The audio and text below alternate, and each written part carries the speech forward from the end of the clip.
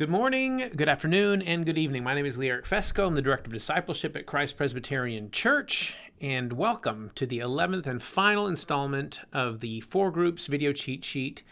We initially asked you to commit to your 4 group up until the holidays, and by the time many of you watch this video, we will be right at the doorstep of Thanksgiving or even past Thanksgiving. So hey, thank you for sticking with it and with each other. Before we get into the sermon, I might offer you an additional resource to consider in light of the fact that we're finished with this element of 4 groups.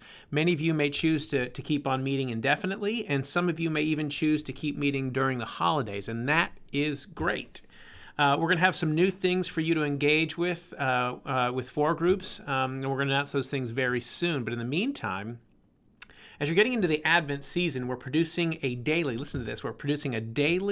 Advent devotional that will serve as a companion to the sermon series. And listen, this daily devotional is just a 3-minute pause. It's just a 3-minute pause. It's shorter than this video, right? It's a brief reading of Scripture, a thought to go with it, and then we give you something to consider in prayer as you go about your day. So simply stated, it's pause, ponder, and pray. And really, it will just take you 3 minutes a day, Monday through Friday. And how do you get it? We're going to offer this daily pause as an email that you can read, or as a podcast you can listen to, or as a video on YouTube like you're doing right here. You can listen to it with a nice graphic on the screen. And to sign up to receive this daily Advent pause, go to christpres.org/men.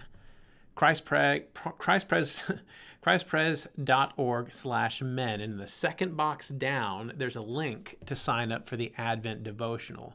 Again, you'll find that at christpres.org/men. The women's ministry is going to be offering this devotional as well. It's the same devotional. And next year, we're going to start offering these kinds of things for men, customized especially for you. But this is going to be the first offering of its kind. So those emails will start going out on November 30. So even if you're watching this after November 30, it's not too late to sign up for that. Just go to christpres.org/men, find the link for the Advent season devotional. Okay, on to the sermon. This is actually the first sermon of Advent, or the first Sunday of Advent. We had 2 pre-Advent sermons, and this is the first Advent sermon to go along with the first Sunday of Advent. There are some similar themes between last week and this week, and for that matter, there's a similar theme that runs throughout the Advent series, and that theme probably would be best categorized as hope, okay? The sermon series is called A Weary World Rejoices, which again takes us back to Isaiah and what he preached about the coming Messiah.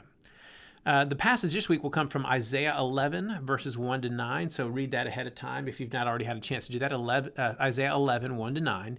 And this sermon will be preached, or was preached, depending on when you're watching this, on November 29. And like last week's message from November 22nd, this one comes with some really bad news, some really, really bad news. Or it's on the heels of some bad news. And then, right as we open up the 11th chapter of Isaiah, we get this sliver of good news to go with it. And I emphasize sliver, meaning small, very, very small. So Isaiah, in just the chapter before, in chapter 10, was telling God's people all the bad news, that their enemies would overtake them. God would use the enemies of God's people as an instrument of judgment upon them, because they were a stiff-necked people, always turning from God. And the result? Destruction, judgment and destruction. And here's the visual that Isaiah paints for us as we open up chapter 11. Imagine a forest that's been leveled to the ground. It's nothing but a field of stumps now. In our eyes, that's a dead forest, okay? What was once lush and beautiful has been leveled. But now move in closer one of those stumps, and what do you see? Imagine, from what you once thought was a lifeless stump, imagine there emerges a single green shoot. One small sliver of green.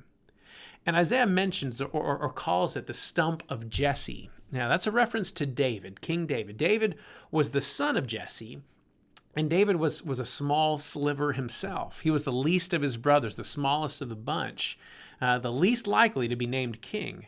But from the least of the bunch, God made David a great king. And even more than that, in 2 Samuel 7, God promised David that his line, his kingly line, would last forever. Yet another pointer to the Messiah. And that's what Isaiah is referring to here.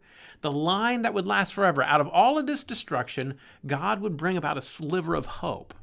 The smallness of that sliver of hope would produce the greatness of the Messiah.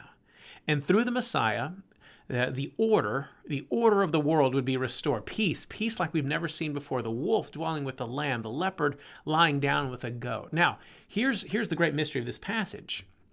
Yes, it was meant to tell us of the hope of Jesus, the coming Messiah, who the people of God would greatly anticipate, right? Who would bring his kingdom. When he arrived, he would bring his kingdom. And that promise was fulfilled with the coming of Jesus, little baby in the manger. And that's what we celebrate during Christmas, right? But look, as I look out my window, wolves aren't dwelling with lambs, right? Leopards don't lie down with goats, right? See? That means this is our hope too, our present hope too. The one that God's people waited for, they waited for his first coming, and he arrived and set people right. He restored the fellowship between God and man, and his kingdom was here. His kingdom was established. It was set foot. The foot was set on the ground. But at his second coming, and this is what we hope for too. At his second coming, he's going to reset and set everything else right. He'll unwind the clock on sin and death and destruction and pain and wipe away every tear from our eye. How about that? So here's the talking point. Let's get to that and leave the preaching to the preacher. What does this tell us about the way God operates? What does this tell us about the way God operates? Out of smallness comes something big. It's paradoxical. Okay? Out of a small shoot comes restoration of the entire world. What does that tell you about whatever circumstance you're in right now? Whatever your circumstance, okay? Whatever the difficulty or challenge, whatever weariness you're dealing with, what does this passage tell us about that? Again, think paradox. It's not the way we would think.